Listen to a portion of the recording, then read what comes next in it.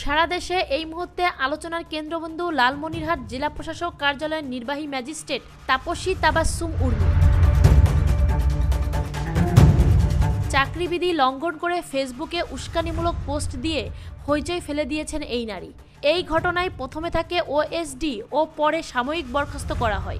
লালমনিরহাট জেলা প্রশাসকের কার্যালয়ের সহকারী কমিশনার তাপসী তাবাসসুম উর্মি সোশ্যাল মিডিয়ায় অ্যাকাউন্টে বৈষম্য বিরোধী ছাত্র আন্দোলনের গুলিতে নিহত আবু সাইদকে সন্ত্রাসী আখ্যা দিয়ে স্ট্যাটাস দেয়া এবং একই স্ট্যাটাসের অন্তর্বর্তী সরকারের প্রধান উপদেষ্টাকে নিয়ে কুরুচিপূর্ণ মন্তব্য করার প্রতিবাদে বিক্ষোভ মিছিল করেছে ঢাকা প্রকৌশল ও প্রযুক্তি বিশ্ববিদ্যালয়ের শিক্ষার্থীরা।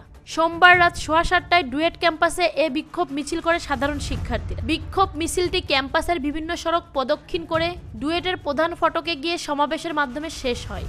বিক্ষোভ মিছিলে ডুয়েটের ইলেকট্রিক্যাল অ্যান্ড ইলেকট্রনিক ইঞ্জিনিয়ারিং বিভাগের শিক্ষার্থী মোহাম্মদ শাহজালাল বলেন, তাপসী তাবাসসুম উর্মি 1,500 মানুষকে যারা শহীদ করেছে তাদের পক্ষে কথা বলেছেন।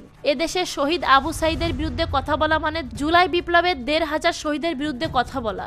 তিনি যদি মনে করেন এরকম মিথ্যাচারের মাধ্যমে আওয়ামী ফ্যাসিবাদ আবার ফিরিয়ে আনবেন তাহলে তিনি যেন তা ভুলে যান। অন্যদিকে তাবাসসুম উর্মিকে নিয়ে মন্তব্য করায় সোশ্যাল মিডিয়ায় তোপের মুখে পড়েন গোলাম মাওলা রনি ওই পোস্টে বলেন, তাবাসসুম উর্মিকে কেন ওএসডি করা হলো। তিনি বলেন, একজন নবীন সরকারি কর্মকর্তার একান্ত ব্যক্তিগত একটি কথা যারা হজম করতে পারেন না তারা কিসের রাষ্ট্র সংস্কার করবেন, কিসের গণতন্ত্র প্রতিষ্ঠা করবেন। ওই পোস্ট করে কমেন্ট বক্সে রোশানলের মুখে পড়েছেন রনি। মহিউদ্দিন নামে এক ব্যক্তি মন্তব্য করেছেন, আপনিও যে স্বৈরাচার ও গণহত্যাকারীদের দোসর তা বুঝতে আর বাকি রইল না। আব্দুল আউয়াল লিখেছেন, স্বৈরাচারের দোসর হিসেবে আপনি তো আপনার আসল রূপ প্রকাশ করে দিলেন। আসাদুজ্জামান লিঙ্কন লিখেছেন, আওয়ামী লীগের আমলে কোনো আমলা এরকম পোস্ট দিলে চাকরি থাকতো না, তারপর পরিবার নিয়ে বসবাস করাই কঠিন হতো। এদেশে ফেসবুকে পোস্ট করার অপরাধে অনেকেরই চাকরি গেছে। পারভেজ রহমান লিখেছেন, শহীদ আবু সাইদকে সন্ত্রাসী বলার অপরাধী ফ্যাসিস্ট হাসিনার দোসরকে অবিলম্বে আইনের আওতায় আনা হোক। নোমান আহমেদ লিখেছেন, আপনাকে অনেক জ্ঞানী হিসেবে জানতাম, ভুল ভাঙানোর জন্য ধন্যবাদ।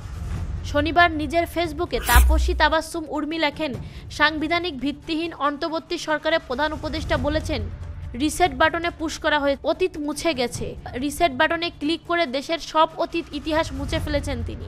এতই সহজ, কাউন্টডাউন শুরু হয়ে গিয়েছে আপনার মহাশয়।